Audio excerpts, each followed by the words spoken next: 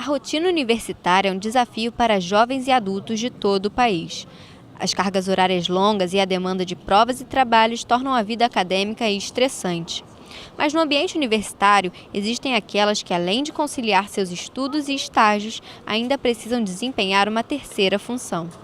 É uma característica das alunas mães, da gente a gente não conseguir se manter, aí sai, aí volta, aí sai, aí volta, em vez de a gente termina, sabe, faz 2 vezes o curso e não acabou de fazer ainda as disciplinas. As mães universitárias são uma parcela expressiva da comunidade acadêmica, mas ainda são invisíveis. A página do Coletivo de Mães da UF no Facebook tem cerca de 2.000 participantes e esse número cresce a cada ano.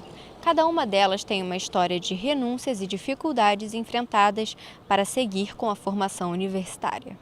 Quando você faz parte de um extrato social um pouco mais inferior, você entra na faculdade com aquela expectativa de, é a única chance que você vai ter na sua vida. Então, assim, eu vivi toda a minha gestação em negação.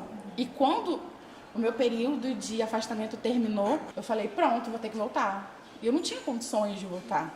No segundo período, eu voltei já com o neném no colo, nos braços. E foi um período complicado, assim como muitas mães falam, eu reprovei em 1 milhão de matérias também, tranquei e estou aqui no 10º período até hoje. Nos primeiros meses, principalmente, a criança demanda mais da gente. Então, assim, você acorda de madrugada, às vezes várias vezes, e tá de pé no dia seguinte para poder enfrentar a aula, enfrentar trabalho, essas coisas todas que a gente tem que fazer. É bem complicado, então é uma rotina muito puxada. Eu acho que todo dia a gente tem um motivo para poder desistir. E tem mesmo. Além das dificuldades diárias na criação de uma criança, as mães universitárias ainda têm que lidar com a falta de respeito e o preconceito. Eles não dão licença maternidade para estudante. Eles dão a possibilidade de você fazer a faculdade num regime especial. E eu ganhei 2 meses.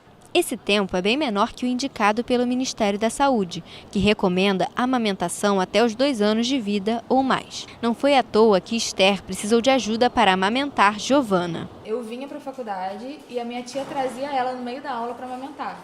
Então, assim, eu tive esse apoio da minha tia, mas se eu não tivesse esse apoio dela, eu teria que trazer uma neném de, sei lá, de 2, 3 meses, 4 meses e me virar ou trancar.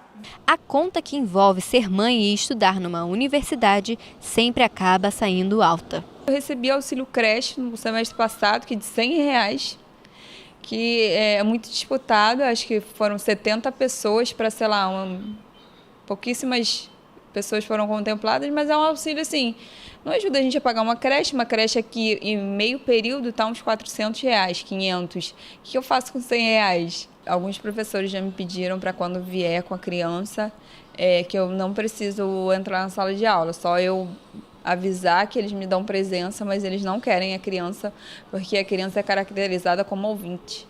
Além da presença fantasma, as mães ainda ouvem absurdos dignos de um filme de terror. Na época que eu estava grávida, eu cheguei a conversar com alguns professores, porque minha intenção era de fazer o regime especial, eu acho.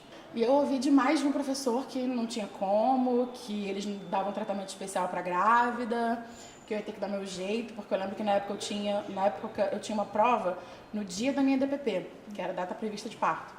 Era 12 de junho, e eu teria uma prova no dia 12 de junho. E eu falei com a professora, eu falei, não vou poder vir porque eu vou estar parindo. Ela falou assim, não, mas a gente não tem, né, porque o regulamento da UF não prevê esse tipo de tratamento especial.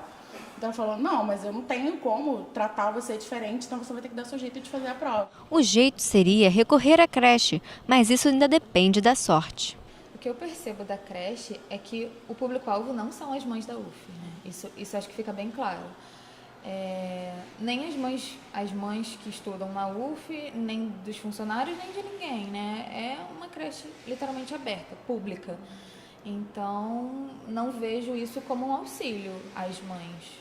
Diretamente não, porque elas entram no processo de seleção como qualquer outra mãe que não tem vínculo nenhum com a UF. A gente sabe que tem um sorteio todo final do ano, mas até o próprio edital não é tão divulgado como a gente gostaria que fosse, né? No ano passado, quando eu vi o edital, já tinha até acabado a inscrição. E sem contar que a quantidade de vagas destinadas para para a comunidade, né, no caso a comunidade acadêmica como um todo, é para professor, técnicos e alunos, é muito pequena.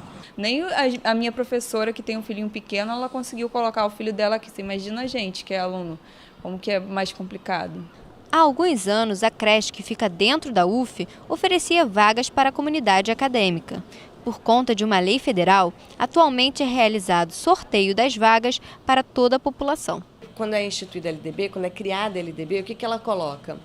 Que a obrigação da educação de atendimento, de oferecer vaga para a educação infantil é do município. O município fica com a responsabilidade de atender as demandas da educação infantil até a segunda etapa do fundamental, até o Fundamental 2. Então, da educação infantil até o 9º ano. A UF está fora, a UF é federal. Quem responde pela educação infantil é o município do Rio, o município de Niterói, o município de São Gonçalo. O Estado responde pelo ensino médio. E a federação responde pelo ensino superior. Houve uma tentativa de desmonte mesmo das creches universitárias, porque os professores e os técnicos já ganhavam auxílio creche.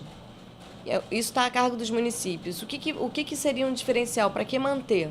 E algumas pessoas, isso ainda é uma discussão, porque algumas pessoas pensam que isso é um desvio ou é uma maneira mal utilizada da verba pública que seria destinada ao ensino superior. A gente não tem liberdade para comer no bandejão, ou a gente leva um pote e come por aí.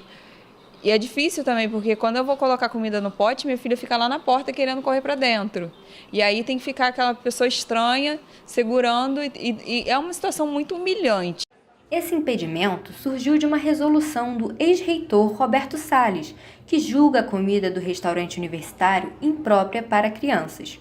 No Conselho Universitário do dia 27 de maio de 2018, as mães conquistaram o direito de entrar com seus filhos no bandejão, mas elas ainda não podem alimentar as crianças. Quando a gente tem que comer do lado de fora também, no caso, quando a gente não traz o pote e tem que comer do lado de fora porque o prato é deles, a gente fica ali pelo chão. Um projeto de lei do deputado Jean Willis, do PSOL, aprovado na Câmara e em tramitação no Senado, amplia o período de exames domiciliares da aluna gestante de 3 para 6 meses. Esse tempo também vai incluir as fases de puerpério e de amamentação. Eu acho que toda movimentação que a gente faz em prol da maternidade é válida. Eu não sei se ajudaria muito, para falar a verdade, porque não adianta você ter 6 meses em casa, 1 ano em casa, se você não tem apoio, você não tem apoio do governo, você não tem apoio da faculdade. Eu acho que talvez existiriam outras formas de você apoiar uma mãe, tanto na universidade quanto no mercado de trabalho. O coletivo das mães está pesquisando resoluções de outras universidades e qual é o tratamento que as outras universidades dão às alunas mães, pais e mães, e para a gente trazer isso para a UF e mostrar assim, olha só como as outras universidades federais atuam e como a UF atua. No sentido de que eles sempre dizem que não é legal, não está dentro da lei. Como outras universidades conseguiram se manter dentro da lei e dar assistência estudantil a pais e mães, e a UF, se a UF fizer, está fora da lei. Isso é desculpa.